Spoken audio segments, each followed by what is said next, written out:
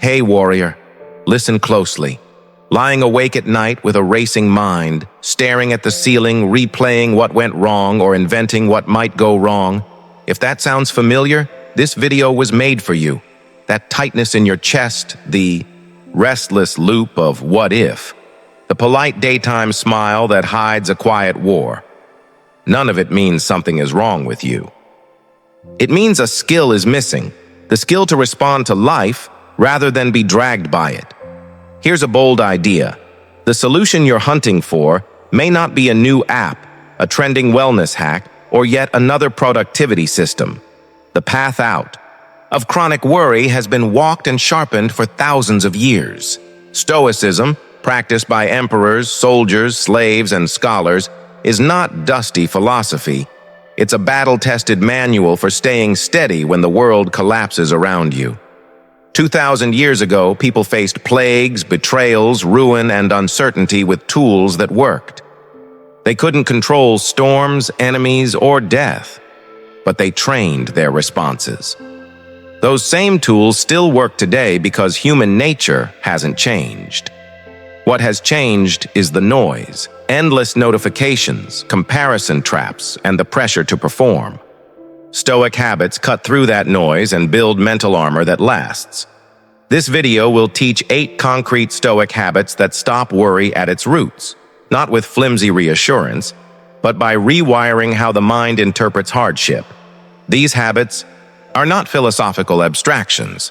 They are practical routines and tiny mindset shifts that create real calm in day-to-day life. No degree required, no mysterious rituals, just clear, doable practices that anyone, student, parent, entrepreneur, or soul simply trying to survive the next hour, can use immediately. Expect direct passages from Marcus Aurelius, Epictetus, and Seneca, paired with clear examples showing how a Stoic response looks in modern life. When a relationship collapses, when money runs thin, when plans fail, when fear shows up at 3 a.m. Each habit will come with a simple exercise you can try in the next 24 hours, plus a short mental checklist for when panic begins to rise. This isn't a lecture, it's a strategy session from Stoic Sage Academy, a map for taking back control of attention, emotion, and action. By the end of the video, worry won't be erased overnight, but it will be manageable, understood, and steadily weakened. Before we begin, do one simple thing if this resonates. Type this in the comments right now. Peace is my practice. That's the signal that you're ready to move from reaction to mastery. If that sentence landed, like, share, and subscribe to Stoic Sage Academy and add your thoughts along the way. Every thoughtful comment helps this community grow. Now, breathe deep, settle in, and let's start building the habits that quiet the storm. Number 1, master the art of premeditation. Let's start with a question. How many times have you suffered more in your imagination than in reality? Countless times, right? We all have. We replay possible disasters, rejection, failure, embarrassment, loss, until our hearts pound as if the event has already struck. The mind becomes a battlefield long before life throws the first punch. But the Stoics discovered a timeless antidote, premeditatio malorum, the premeditation of evils.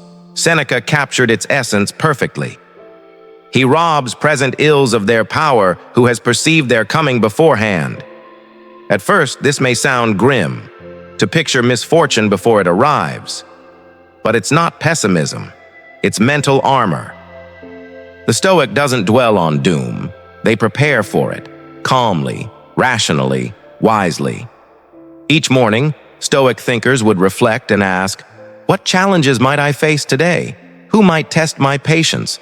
What might I lose and how can I meet it with strength? They weren't wishing for chaos, they were rehearsing their composure. When difficulty finally came, it found them ready. You can practice the same ancient discipline right now. Before walking into a meeting, ask, what's the worst outcome here? And how would I respond with integrity? Before making a big decision, whisper to yourself, "If everything falls apart, what within me cannot be taken?" Before your day begins, imagine small irritations, delays, criticisms, unexpected problems, and decide now how you will meet them. With patience, grace, and clarity, the unknown fuels fear. But when you visualize challenges ahead of time, you strip uncertainty of its sting. You've already rehearsed courage, practiced calm, and chosen your response. The storm may still come, but you'll walk through it, like someone who's seen the clouds gathering and decided not to run. That's what separates a stoic mind from a frantic one. Most people hope for smooth waters and panic when the waves rise. The stoic studies the sea, learns the tides, and sails anyway. So before you face your next challenge, take a quiet moment, close your eyes, and prepare your soul for both success and setback. Then affirm silently, "Whatever happens, I am ready." Because the goal isn't to live a life free from hardship, it's to live free from fear of it. Number 2, practice the control test. Let's be honest, how many hours have you wasted wrestling with things you could never influence? The weather, someone's opinion, the past, a delay, an outcome that's already written. We pour our energy into the uncontrollable and then wonder why our peace disappears. The Stoics solved this with one of their sharpest tools, the dichotomy of control. Epictetus wrote, "Some things are up to us and some things are not." Simple words, yet they hold the foundation of lasting inner peace. According to the Stoics, everything in life fits into 2 distinct realms.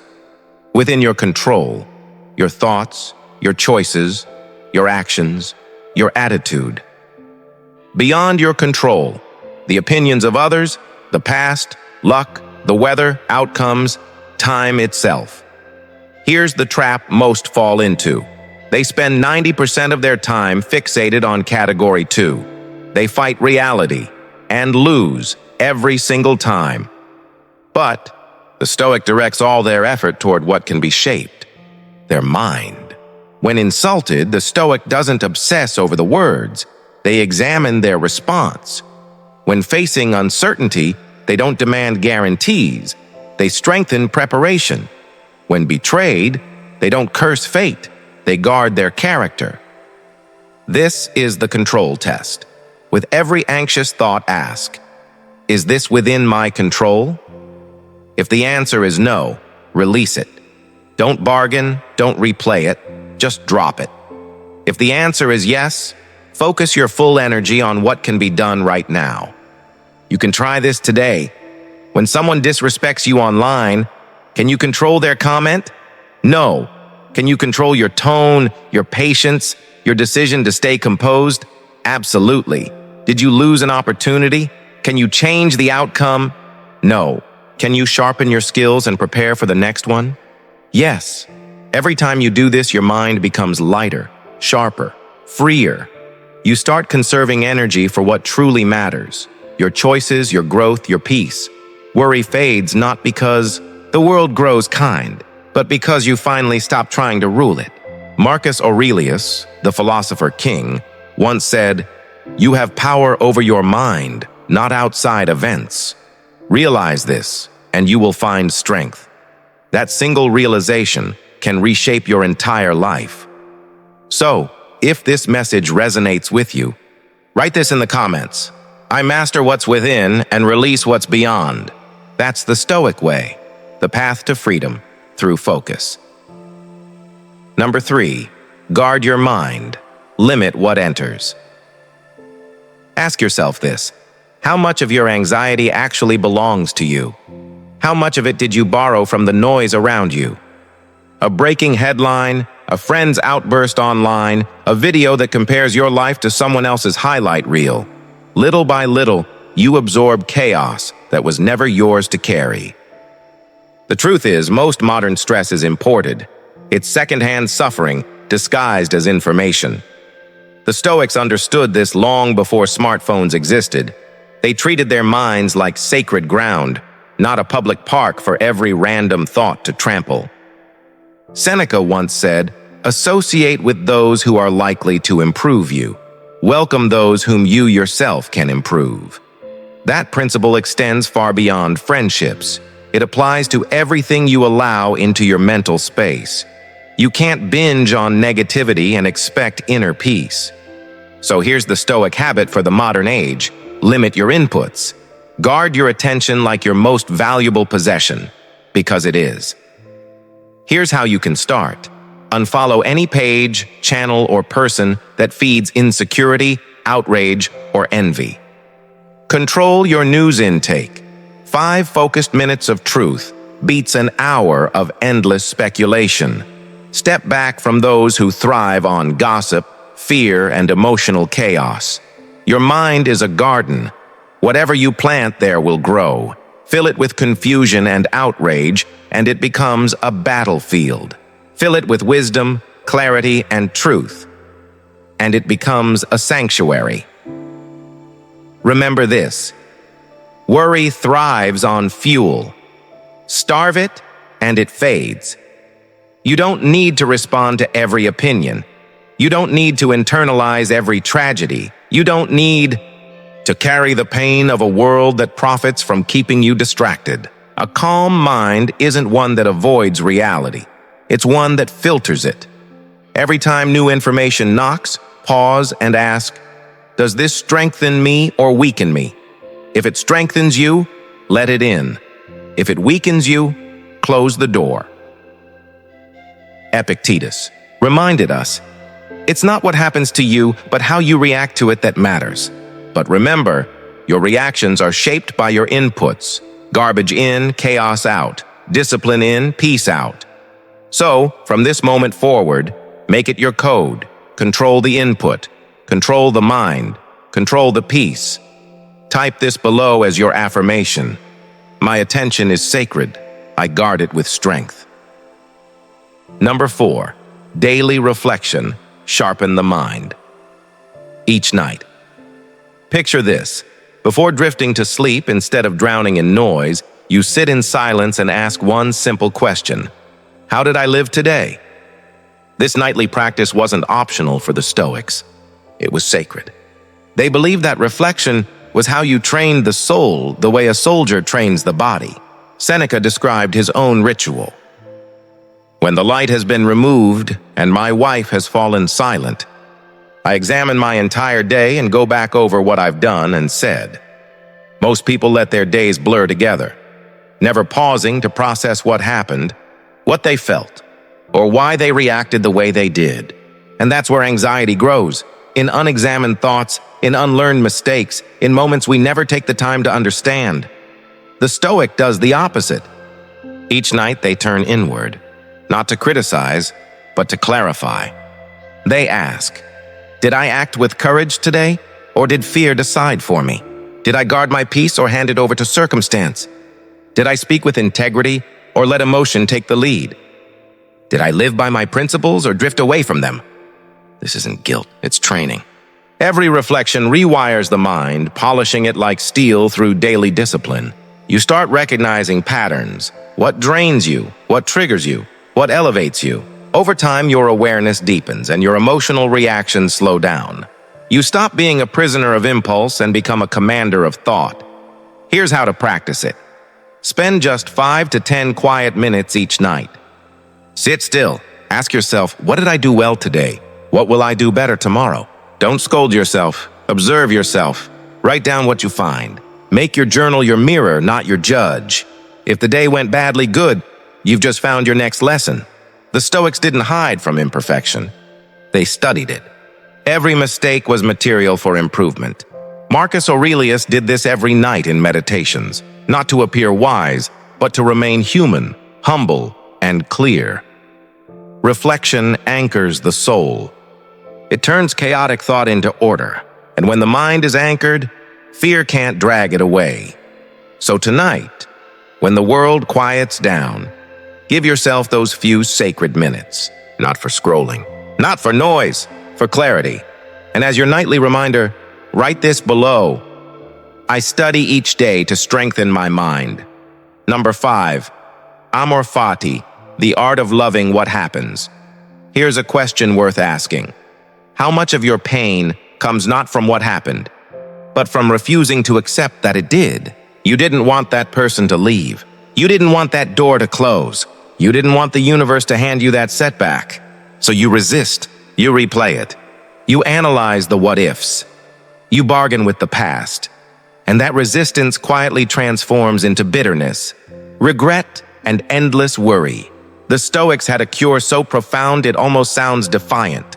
Amor Fati, love of fate, not resignation, not dull acceptance, but love. A mindset that says, whatever comes, I will not curse it. I will use it. The philosopher Friedrich Nietzsche called this the highest expression of human greatness. My formula for greatness in a human being is Amor Fati, that one wants nothing to be different. Not forward, not backward, not in all eternity. This doesn't mean enjoying pain. It means transforming it. It means recognizing that life is not happening to you. It's happening for you. That the storm you didn't ask for might be the training that strengthens your soul. The Stoics believed that fate is the teacher, and every hardship is a lesson written in disguise. Marcus Aurelius put it perfectly. The impediment to action advances action. What stands in the way becomes the way. That obstacle in your path isn't blocking you. It is the path. That detour you resent may be redirecting you toward purpose. That heartbreak, that failure, that delay, they are not interruptions. They are initiation. So the next time something heavy lands in your life, stop running from it. Pause. Breathe. Whisper the phrase, Amor Fati. Then ask yourself, how can this situation strengthen me? What lesson is hiding inside this pain? How can I transform this into power instead of poison? Each time you do, you'll notice something subtle. Resistance dissolves. Worry fades. You start to see meaning where there was once only misery. You realize that fate, no matter how harsh, is still your ally if you learn to walk with it. This isn't blind optimism. It's disciplined acceptance, the ultimate Stoic strength. Because the one who learns to love fate becomes unbreakable. Type this in the comments to anchor your mindset. What happens to me shapes me. I choose Amor Fati. Number 6, the power of now. Protect today from tomorrow. Most of our suffering doesn't live in the present. It lives in our imagination of the future. We project disasters that haven't happened. We script arguments that never occur. We feel the pain of losses we haven't even faced. But here's the truth. Right now, in this exact moment, you are safe. You are breathing. You are here. The Stoics called this sacred practice presence, the art of confining your mind to what is. Marcus Aurelius wrote, "Confine yourself to the present." He also reminded himself, "Never let the future disturb you. You will meet it if you have to, with the same weapons of reason which arm you today." The Stoic didn't waste today worrying about tomorrow. They trained for life's battles by standing firm in the only battlefield that ever truly exists, the present moment. Think about it. The past cannot be changed. The future cannot be controlled. Only this instant belongs to you. Worry is the mind's thief. It steals from your present to pay a debt that might never come due. But when you train yourself to return again and again to now, you reclaim everything anxiety tries to take. So how do you build this habit of presence? Ask yourself several times a day, where am I right now? Here, or lost in what-ifs? When your thoughts drift toward fear or fantasy, ground yourself in your senses. Feel your breath. Listen to the sounds around you. Notice the weight of your body where you sit or stand. Practice this in small, ordinary moments, while drinking water, walking to your car, or watching the sky. Every time you do, you strengthen the muscle of awareness, and the grip of worry weakens, because presence isn't passivity. It's power. It's your ability to face each challenge only once, when it truly arrives, not 100 times in your imagination. Right now, there is no crisis. Right now, there is no regret. Right now, there is only this, and it is enough. The more you live here, in this breath, in this second, the less control anxiety has over you. Let this be your mantra whenever your mind races ahead. This moment is my home. And if this truth resonates, write it below. I live where life happens and in the present. Number 7. Train with discomfort, the art of fearless living. Here's a truth most people run from. The fastest way to stop fearing the future is to willingly face discomfort in the present. Because once you've trained yourself to endure the difficult, the uncertain, and the inconvenient, tomorrow stops looking so terrifying. Seneca, one of the richest men in Rome, practiced this constantly. Despite his wealth, he would spend days sleeping on hard ground, eating coarse food, and dressing in rough garments. He wrote, "Set aside a few days when you will be satisfied with the plainest food and the roughest clothing, asking yourself all the while, 'Is this what I feared?'" Why would a man of privilege do such a thing? Because Seneca understood that fear thrives on inexperience. When you've met discomfort on your own terms, life's surprises lose their power to scare you. The Stoics believed that true security doesn't come from comfort. It comes from capability. You can't control what storms may come, but you can train to walk through rain without trembling. Voluntary discomfort is not punishment. It's preparation. It's a rehearsal for the unpredictable theater of life. Try this. Skip a luxury you depend on and see how little you truly need. Take a cold shower and feel your resilience come alive. Step outside your comfort zone. Speak up. Face rejection. Take that risk. Rise early and face the day before it calls for you. Do one thing every day that makes you uneasy. Not to suffer, but to grow. Each time you do, you're rewriting your story, from comfort seeker to strength builder. You begin to realize comfort has made many soft, but discomfort refines the few. When you practice hardship by choice, you stop fearing hardship by chance. When you learn to walk barefoot over stones, life's sharp edges don't cut as deep. The Stoics knew this. Comfort is a sweet poison, pleasant at first, deadly in excess. But discomfort, chosen wisely, builds unshakable confidence. Because a person who welcomes challenge stops being controlled by fear. They stop asking for an easy life and start building the strength to handle a hard one. So train yourself. Step into difficulty before life forces you to. Not to prove your toughness, but to remember that you already are. If you're ready to face discomfort and rise stronger, write this in the comments. I choose challenge over comfort. Number 8, live by virtue, not by outcome. Here's the hidden source of most worry: attachment to results. We fear failure, rejection, loss, or being misunderstood. We obsess over how things might turn out instead of focusing on how we choose to act. The Stoics flipped this mindset completely. They taught that peace isn't found in success, but in integrity. Not in what happens, but in how we respond. Epictetus wrote, "Don't seek for events to happen as you wish, but wish for events to happen as they do, and life will flow smoothly." In other words, stop chasing outcomes. Start chasing virtue. Ask not, will this make me win, but will this make me better? When you live guided by honesty, courage, patience, and self-control, you've already succeeded.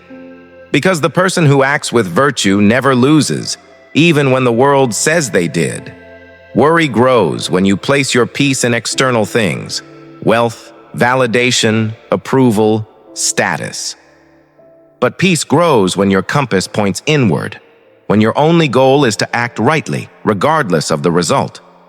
Marcus Aurelius said it simply: if it's not right, don't do it. If it's not true, don't say it. That's the Stoic code. You can't control the applause. You can't control the outcome. But you can always control your conduct. Before you speak, ask, is it kind? Before you act, ask, is it right? Before you worry, ask, did I stay true to my values? If the answer is yes, then rest easy. You've done your part. This is how Stoics built peace that couldn't be stolen, by building a conscience that couldn't be corrupted. They didn't live for trophies. They lived for truth. The more you align with virtue, the quieter worry becomes. Because no one can take away a clean heart or a disciplined mind, so let others chase recognition. You chase righteousness. Let others chase the outcome. You perfect the effort. Because when virtue leads the way, Fear has no map to follow.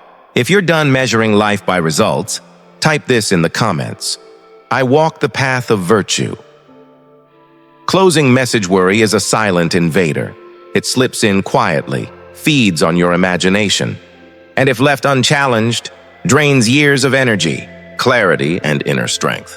But the Stoics taught something timeless. You are never at the mercy of fear. You can't command the winds of fate, but you can become the captain of your mind. Every practice you've learned today, from loving fate to embracing presence to living by virtue, is not just philosophy. It's training for peace, because peace is not a gift from the world.